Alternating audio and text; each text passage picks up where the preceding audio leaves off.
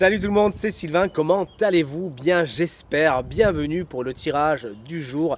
Une journée que je vous souhaite remplie de plein de belles énergies. Si vous désirez une consultation privée, vous trouverez toutes les informations pour me joindre dans la barre de description de cette vidéo. Elle s'affiche également au bas de votre écran. Et le numéro de téléphone, quant à lui, il est juste ici. C'est parti, place au tirage. Et voici le tirage du week-end du 4 et 5 mai 2024. Un week-end que je vous souhaite rempli de plein de belles nouvelles. J'embrasse très fort mon amie Julie qui fête son anniversaire dimanche 5 mai. Des gros bisous et bisous à vous tous, chers amis taureaux, qui fêtez votre anniversaire ce week-end. Voici le tirage à 5 cartes. Connectez-vous à votre intuition. Faites votre choix entre une à deux cartes pour voir quelle sera la ou les énergies principales de votre week-end. Dites-moi bien quelle carte vous avez choisi dans les commentaires. Ça, c'est la 1, la 2, la 3. Voici la carte numéro 4, la carte numéro 5. De mon côté, je vais en choisir deux. Ce sera la 3 et ce sera la 4. Si vous avez besoin d'un peu plus de temps pour faire votre choix, mettez cette vidéo sur pause. Sinon, on commence tout de suite avec l'énergie numéro 1. Allez, on la découvre ensemble. 4 de coupe. Vous vous reposez. Ce week-end, vous avez besoin de faire le point, de réfléchir aux tenants et aux aboutissants. Vous êtes dans la méditation. Ça peut être une carte qui est somme toute très très zen, j'ai envie de vous dire. Vous avez besoin justement de considérer les choses, de reconsidérer les choses. Faites juste attention à ne pas passer à côté de certaines opportunités. On pourrait vous proposer des trucs hyper sympas et vous pourriez passer à côté si vous êtes trop dans la réflexion. Vous voici prévenu. La carte numéro 2, découvrons-la ensemble. Chouette, indice de pentacle et il est à l'endroit. De bons moments sont à attendre avec la famille aujourd'hui. Ce week-end, pardon, peut-être que vous fêtez quelque chose. Il peut y avoir un côté transmission également avec cette carte. Vous transmettez un savoir ou quelque chose de beaucoup plus concret. Et cette carte, en fin de compte, nous parle également de réussite financière. Il y a de bons moments, de bonnes nouvelles à attendre à ce niveau ce week-end.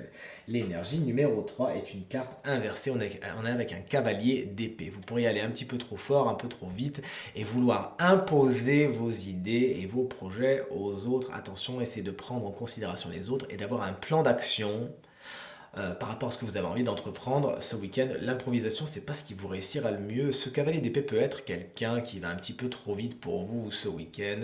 Ça peut être un signe d'air, Gémeaux, Balance ou Verseau qui pense avoir raison. Vous pourrez pas le faire changer d'avis. Il pense avoir raison et il peut avoir des mots un petit peu acerbes, notamment s'il s'ennuie ou si ça va pas assez vite pour lui. Bon, concrètement, si vous pouvez le mettre de côté, ce sera pas plus mal.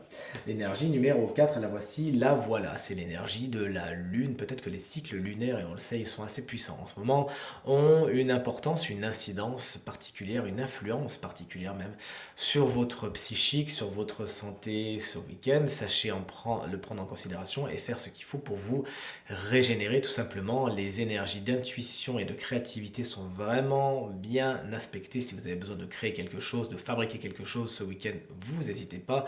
Votre imagination, elle est particulièrement bien en forme, mais cette carte également fait remonter les choses inconscientes, certaines peurs et certaines craintes, mais la carte étant à l'endroit, mon intuition me fait vous dire que c'est pour mieux les transmuter. Vous pourriez être face à des situations, des schémas de fonctionnement qui vont déclencher justement des choses inconscientes. Vous avez besoin de les faire passer dans la lumière afin de passer à autre chose.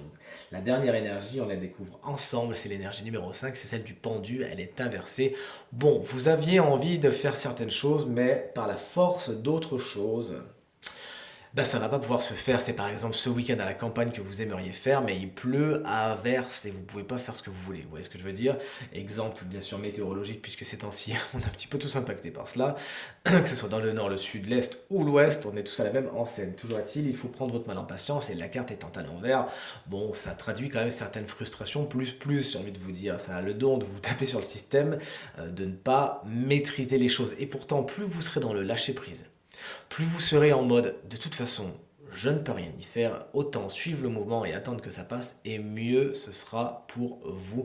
Ne vous accrochez pas et peut-être pourquoi pas changer de projet. Voyez si vous ne pouvez pas faire les choses autrement, imaginez autre chose en attendant que les nuages, justement, si vous me permettez la métaphore, et bien en attendant que les nuages se dissipent justement.